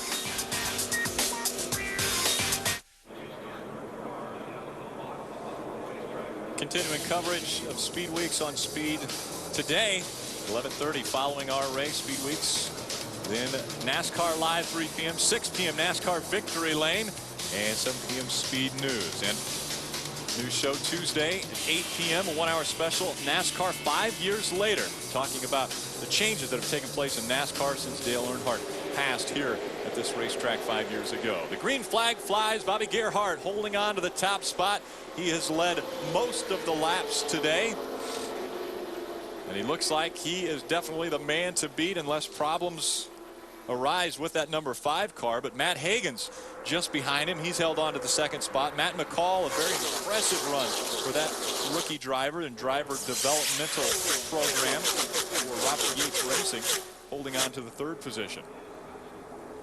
23 laps to go again, guys. Kenny, you tighten your seatbelts and you say, you've talked to your spotters, you've talked to the guys in front of you and back with you, you know what cars work. I was listening to Bobby Gerhart's transmission. He says a 55 car and that 70 car. He says that 70 car, he said it twice, get him on my back bumper because he sucks up to us really good. He said we pick up about 1 mile an hour with that 70 car behind us. Am I right? That's what we're doing. We're looking for a partner at this point in the race. We're looking for a partner, but we've seen, with a little over 20 laps to go, we've seen a lot of things happen here. And there's no telling what could happen yet. Now, obviously, we've weeded out the field a little bit, and we've got all the contenders up towards the front. But it's a long ways here. And what's funny here is you can do all this mental work and leg work with the spotter and all that, and 1 lap changes that whole thing because your guy could go to the back in a hurry or you lose your drafted partner. So really strategically planning, sometimes it works, sometimes it don't, but you always have to have that plan in your hand in case it does work. For sure. You got to be thinking. Justin Dirks started 12th in this race, the Davenport, Iowa native, now currently running in the 6th position. Wendy, how's he feeling about the car? Of course, he is one of the development drivers, but he is running under ML Motorsports, a long-time running team in the ARCA series. Now, of course, just as you guys were talking about, he did have plans to partner up with his teammate, one of his Robert Yates teammates of Stephen Like, but Stephen fell all the way back to 12, so they have lost each other. It looks like Justin Dirks is now on his own. Yeah, he kind of got shipped to the back there, unfortunately, and it's not really where he wants to be. He needs to get a run down this backstretch. See, we got a lap car on the inside there, just in front of Damon Luss. Not what Damon wanted to see, but he needs to work his way back up front. Damon Luss looked as though he was going to get by the number 70 of Justin Dirks. We see Mario Gosselin getting in front of the 37 now as, well, we've got a problem car into the wall. It's like the 38 of Mike Harmon. Alabama entry. It's like he blew a right front tire, just tore the fender right off that race car. Caution flag has not come out as of yet. Unfortunate. He gets the car to the bottom of the racetrack. Looks like debris across the racetrack, but ARCA will take a look at it and see if there's anything in danger. If not, they'll keep the green flag out. But once he comes to a stop, if he does come to a stop, they've got to bring the caution out, and they do. The 5th caution of the day flies on lap 60. It's like Mike's by himself, just blew a right front tire, huh, Kenny? I would sure have to believe that was the cause of that encounter there. And he did the right thing. He turned right, kept the car up in the wall after he makes impact with the wall, just keeps it up top there. That's the best thing you can do here on a big super speedway, to keep out of everybody's way. If he drove across the racetrack, he'd have been in a big accident. So Mike doing a great job today here, keeping that car on the top of the racetrack. Safety crews will get out there, clean up the debris from the 38 of Mike Harmon, as Harmon pulling off his helmet, the Hans device, about to climb out of that car. His day is done in Daytona. And welcome back to the ARCA REMAX Series as we're under 20 laps of racing to go. We're still under caution. The 5th caution coming out when that car, the number 38, looked as though he blew a right front tire. Mike Harmon getting into the wall, and the safety crew now getting that car off the track. But they will make their way around the track with the jet dryer to blow off any debris going through turns 3 and 4 right now. Field making their way through 1 and 2. As they continue to clean the track off in 3 and 4.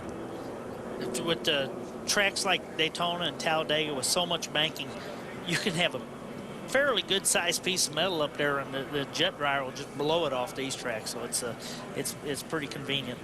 Looks like the wind could blow it off the track today, though, doesn't it? Yeah, well, 30 degrees banking on this super speedway here definitely is what they would call self-cleaning.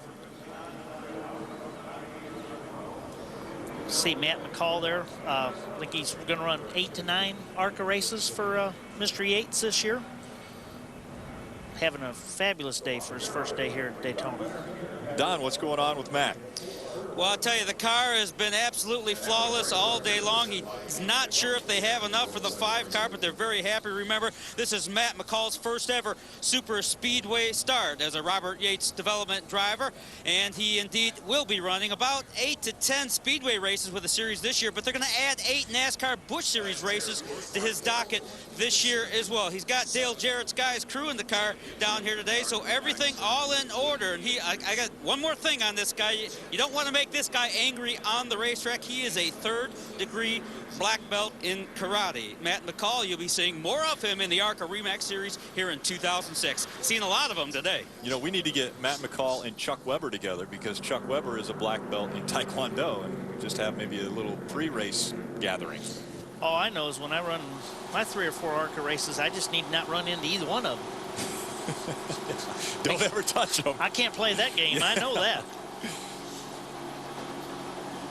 There's inside car, Bobby Gerhart. Let's try to get him on the radio. Bobby Gerhart, Dan Partis, Ken Schrader, Rick Allen in the booth. You copy? 10-4, guys. How are you?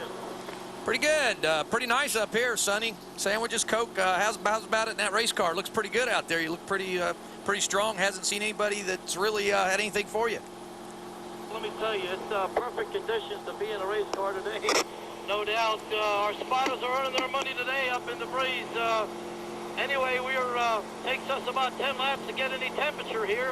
They got no fans on, and I guess we're about 140 degrees today. Gotcha. Yeah, beautiful day for racing here at Daytona. Man, your car's been flawless. You guys took 2 right side tires. How's it been for the last 10 laps, and what do you think till the end?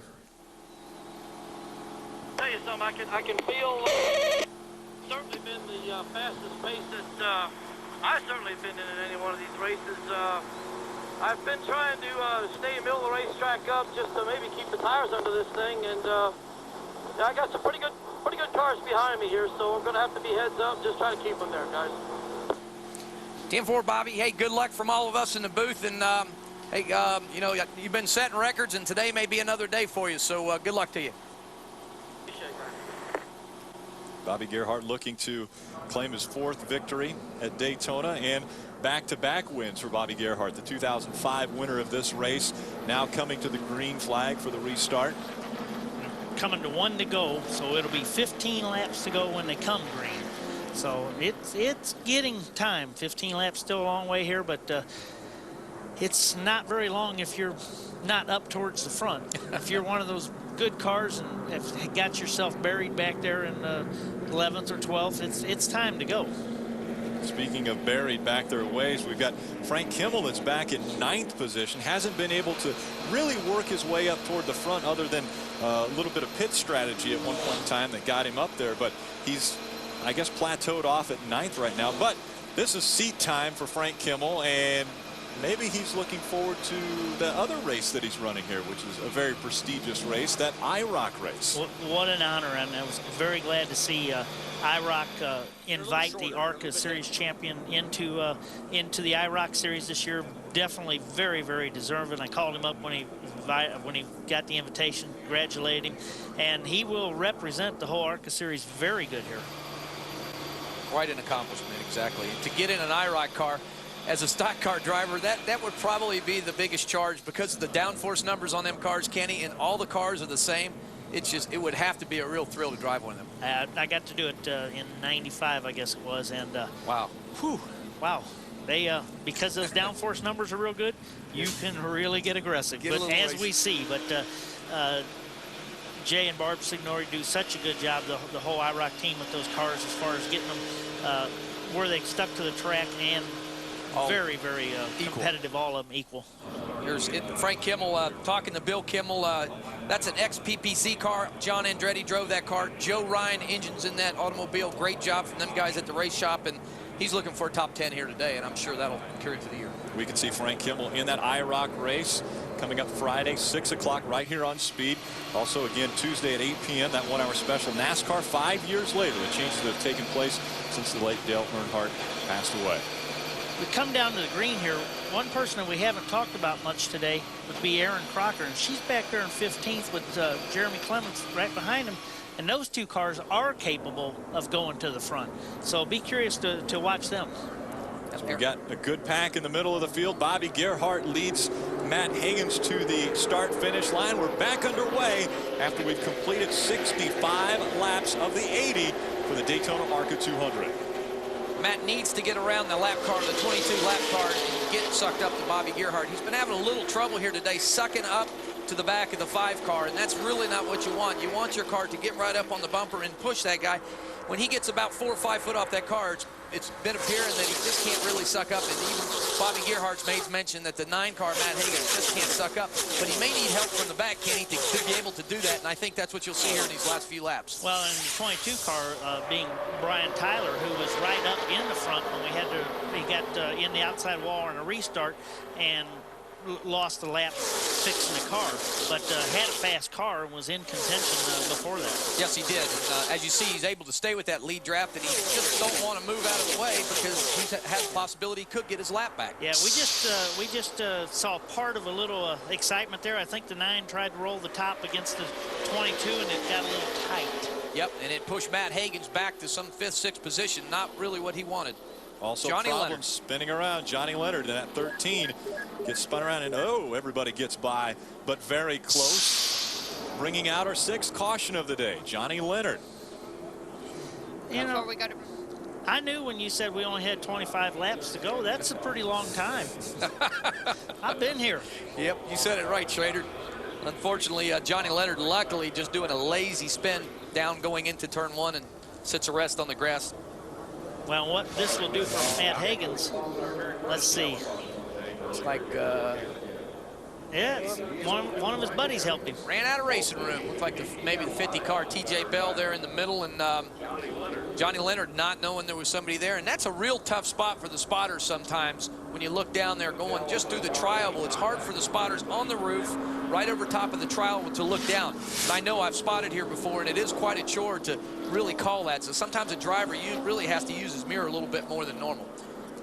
And so Johnny Leonard, the 36-year-old Cape Coral, Florida native, climbing out of his car after he's brought out our 6th caution of the day. It looks as though it'll be a shootout as we run towards 80 laps when we come back to the Daytona ARCA 200.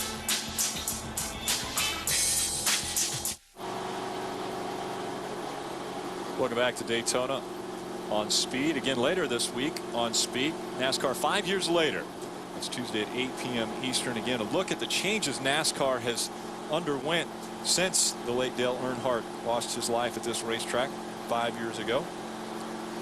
Stay tuned for that Tuesday, 8 p.m. right here on Speed.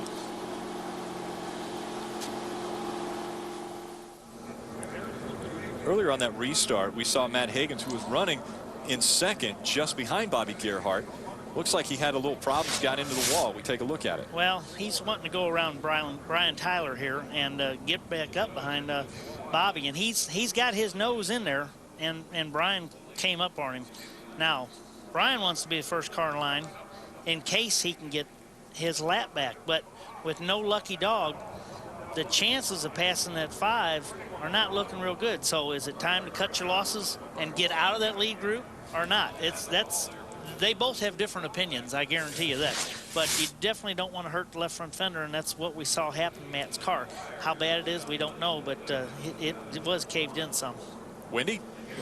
They did give Matt Higgins a little bit of reassurance. The spotters on the front stretch and the back stretch looked at it under caution. He was worried about it, that he scuffed it slightly. He pulled down real low when he went down the front straightaway.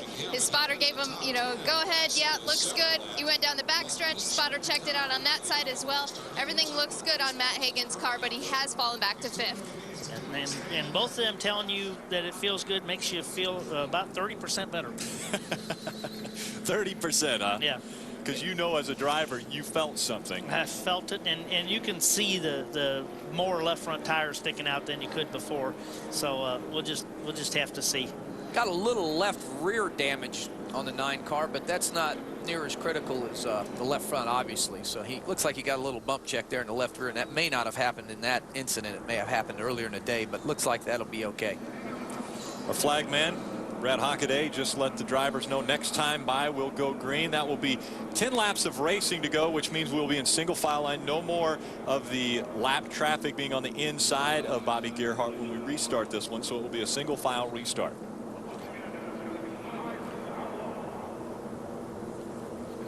Looks like they're getting back in line, and Matt will regroup here, and he's a great racer, and again, he knows what it takes to get to the front, so he'll find him a drafting partner.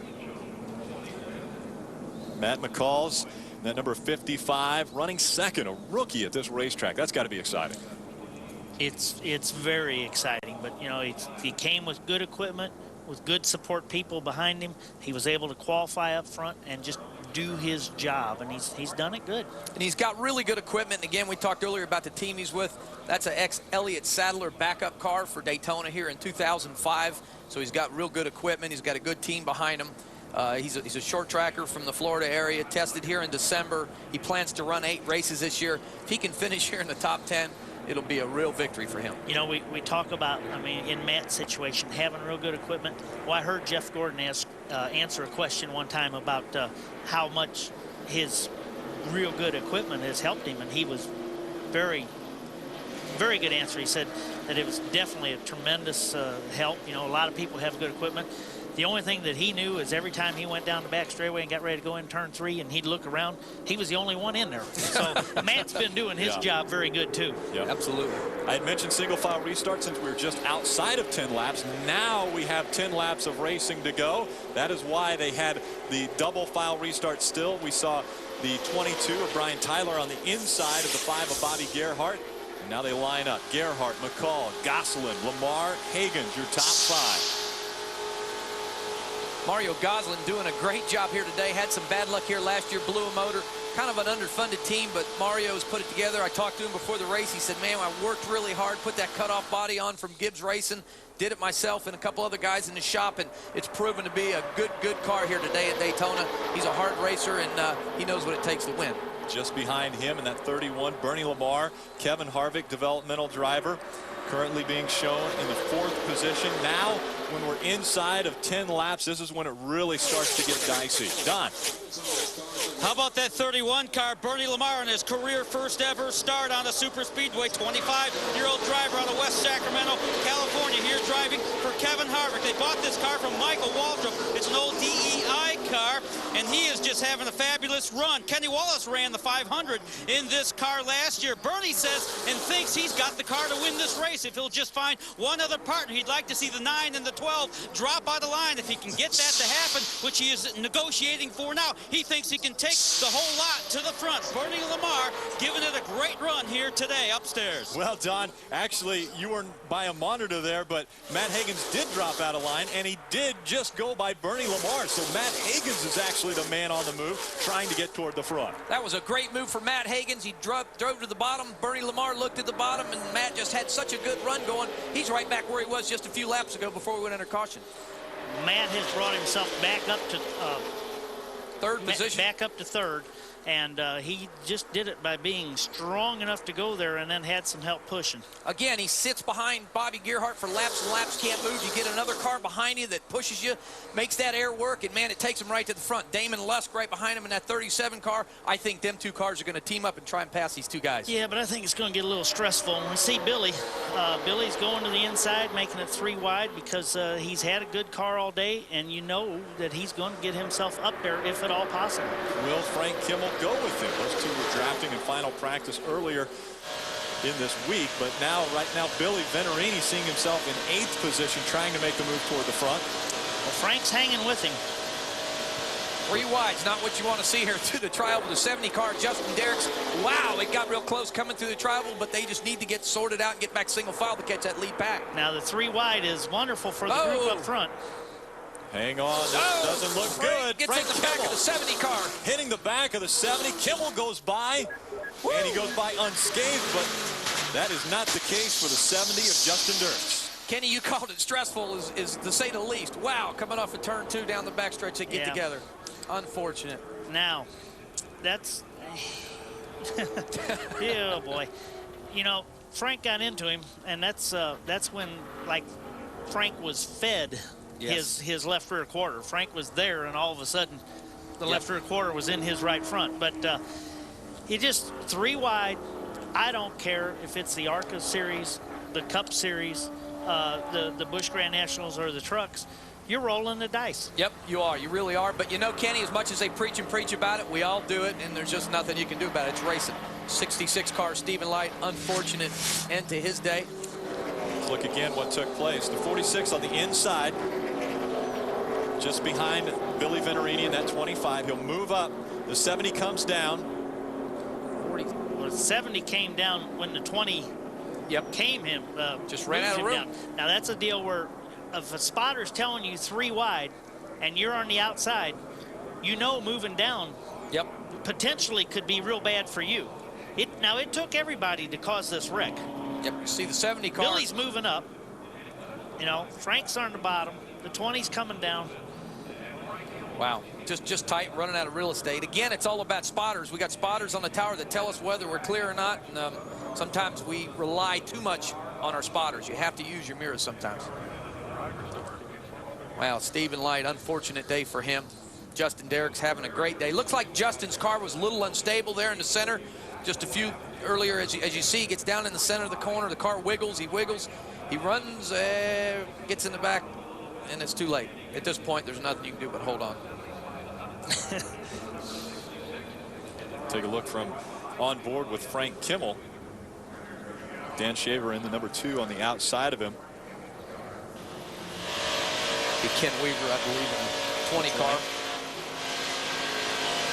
Wow, it happened that quick.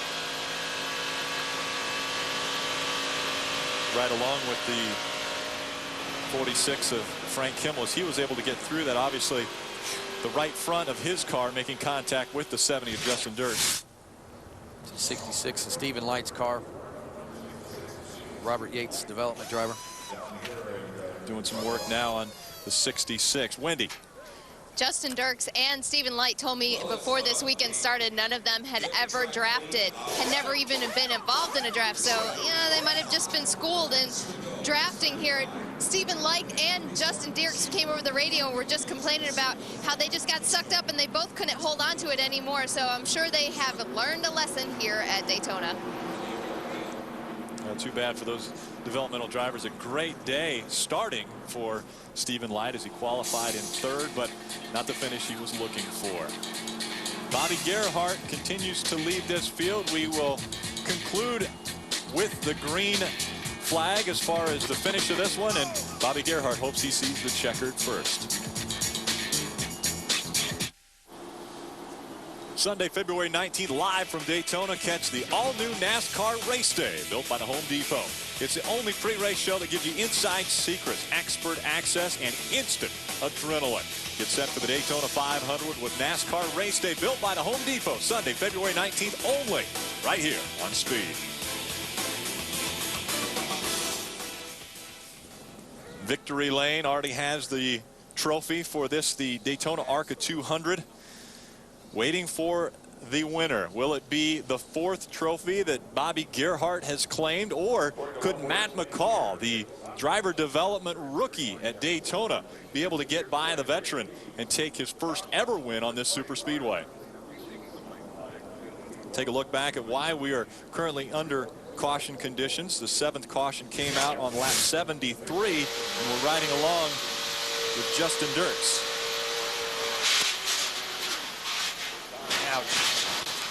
Well, you know, here you are looking at half a dozen laps to go. You're running good. You're looking at your first race there, top 10, and then you get in a position that you haven't been in before, and you just don't exactly know how to handle it. Not that he didn't handle it right. It was just a position that it was going to take a lot of experience to get out of that deal comfortable, and I don't know if he could have. Right, and experience is the key word, Kenny. That's what it's about. When guys say, yeah, I've been in the draft here at Daytona, and they came with maybe 2 or 3 other cars, and they ran 10 laps, and they said, yeah, I drafted, it was cool. That's really not experience, and they'll find that out as their career moves on. But what experience is what happens when you get 3 wide, 4 wide, you got 4 cars in front of you or 3 in front of you. What happens when the car buffs? Do you turn right to correct it, or do you just hold on to the steering wheel? You have to be able to learn that, and that comes with experience, and that's just something these guys are going to have to learn, unfortunately. And again, it happens in the Nextel Cup Series, am I right? It happens everywhere. So it's not just the ARCA REMAX Series that you see this type of thing happen, and it's in all forms of racing, and all professionals do it. It's just a matter of experience and knowing when to get out and when not to, or where you're not supposed to be, or what it's supposed to feel like when it's not good. One of the hot drivers, Damon Lusk, we're riding along with him as the safety crews are now working on the crossover gate, which is on the backstretch just out of turn number 2. You see the cars going by as we are still under the caution for this most recent accident. But we were talking a little bit about Damon Lusk, currently running in 4th position. Now, Damon and Matt Hagens got together and were able to get by the 12 of Gosselin and Bernie Lamar in that 31, and so those two may be working together to move up toward the front. Wendy? When I talked to Damon Lusk earlier this weekend and his crew chief Jay Goff, they said, we haven't done many qualifying runs. We focused on just race runs. Happy hour, they really focused about drafting. They said they probably had the least amount of laps on their car than any of the cars out here because they came prepared. They felt pretty prepared after testing in Daytona. Also wanted to point out Damon Lusk, his best finish here is 5th at Daytona. It came in 2002, so he might try and better that finish today as he runs 4th right now, and he's also in a former Cup car, number 77 Cup car that he purchased from Jasper Penske. The problem we're running into here is when the field comes by this time, it'll be 2 laps to go. Well, and the ARCA REMAX Series does always try to finish under green flag conditions. Last year, they were not able to do that because of the big accident toward the end. But the problem could be this fence right now. We're going to take another look at the accident, though, that just took place. And this is the 70 of Justin Dirks. Now look at the 66 of Stephen Light. We saw the side torn off of that car. As you watch him, he gets up next to the wall. There's the crossover gate, and boom, he hits right at the end of that crossover gate. And that's why the safety crews went over there to check out that, to make sure that there's no more damage done to that crossover gate that could injure one of the drivers. Yeah, and you can see by the right door bar there the damage done. That's a iron gate that's backed up by big steel poles, but there is a lip there of concrete where the gate hinges, and he obviously caught that lip. You're talking about the crossover gate that they are working on right there. Safety crews making the necessary adjustments to that. Now, the thing that we could also run into here is a problem of time, because the Bud Pole the Bud Pole qualifying is going to take place at 12 o'clock. And so while they're working on this gate, that could run us into a problem of being able to finish this race prior to that qualifying. All I know is Bobby Gerhart's a happy camper right. Well, Bobby Gerhart won the race a year ago under caution. I'm guessing that setting the record probably would still be quite good. It'd be 4 any way exactly. you do it. If he's able to grab that trophy for the 4th time, I'm guessing he won't complain of how he's able to do it. Cars There's are no lined asterisks at the bottom of the check. Nope. He raced the rest of them. We'll be back. We're trying to get this one finished. We'll see if we can do it in just a minute. Speed's coverage of the ARCA REMAX Series is presented by REMAX. Outstanding agents, outstanding results. Safety crews have completed the work on the crossover gate. Ken Schrader, you're about to go to work again after you leave the booth. Well, we're going to qualify the little Debbie snack car here for the 500, and then we're going to hop in the Air Force car and run it this afternoon in the Bud Shootout. Got your fill today, Kenny. That was the gate that was being worked on. The safety crews have completed the work on that gate. Problem being just about where those guys are standing right now. Now, we have just added 3 laps to this race. And earlier, you know, they have the one shot, green, white checker they have to finish under. Attempt to do it one time. But that's going to make it a minimum of 83 laps. And we were contemplating if there was enough fuel in all these cars earlier. Yeah. Well, they've gone 50 laps already. And so, you know, again, people were talking about 50 to 55 laps for the fuel window, 45 to 55 laps. Bobby Gerhart, I'm guessing, is hoping that it's closer to 55 because he was one of the drivers who came in on lap around 28 for his stop. So he's going to be very close to 55 laps on this tank of fuel. Yeah. But, you know, Bobby and Billy and that old Lucas team has figured a green-white checker in there. Have you got the official word on it, Don? What's going on with Bobby and the fuel? We're working on that for sure. Billy Gerhart, we're stretching this race a little longer. Are you getting concerned on gas? No, I'm not. My engine builder not only worked on power, he worked on mileage. We figure right now we can go to 90 with all these cautions. Just need to get home here. A little nervous, but we're okay. Can you hold him off from here? You've been good all day. Bobby says we can. He's the man. He's the man in the driver's seat at his control. Bobby Gerhart leads the 43rd annual Daytona ARCA 200. 2 to go, coming at you. This is it. This is for all the marbles, and Bobby is not. He's going to be on top of his restart here. Yeah, he'll be on top He's of the game. He's going to be a drag racer now. You betcha. Bobby hasn't been challenged all day up front. We'll see if 2 laps can challenge him as the field packs in behind him. Whoa, almost a log jam there as they get started. Looked like somebody may have brake checked a little bit, but that's an old trick we use just to get a little run on them. You see 55 car, rookie in second place there, Matt McCall doing a great job, but he's back underway. What Bobby does not want to see is 2 or 3 cars hook up together and get a good run on them. Kenny, am I right? Down the back straightaway. That's definitely what we want to see, but that's not what he's seeing right now. He's seeing them side by side. Yep. That is what he wants to see. Well, maybe not, because look at the distance that he's putting between that pack. They may be able to get a run on him. He's separated himself from the pack right now, and he's not going to be able to run as fast as 2 cars will. Damon Luss made contact with the 55 car, Matt McCall, driving down into turn 3. I'll tell you what, if you want to hold up here just a minute, we'll know how this thing winds up. Exactly. It's going to be exciting. There you see the 9 car, Matt Hagan's on the outside of Damon.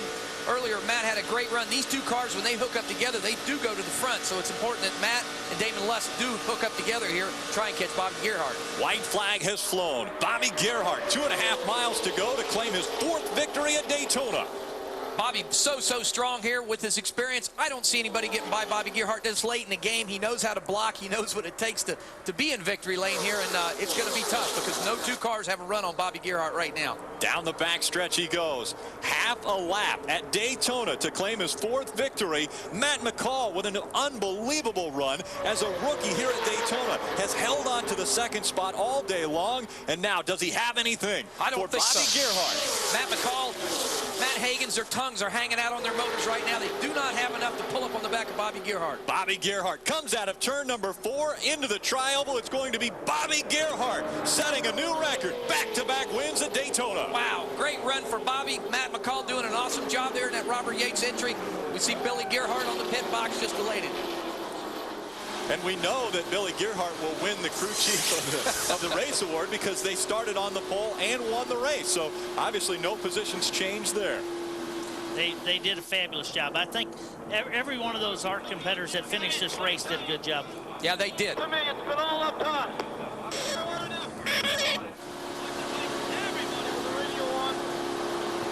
A year's a long time, but this is what we wait for. A lot of hard work right there. That team celebrating. Win number 4 at Daytona.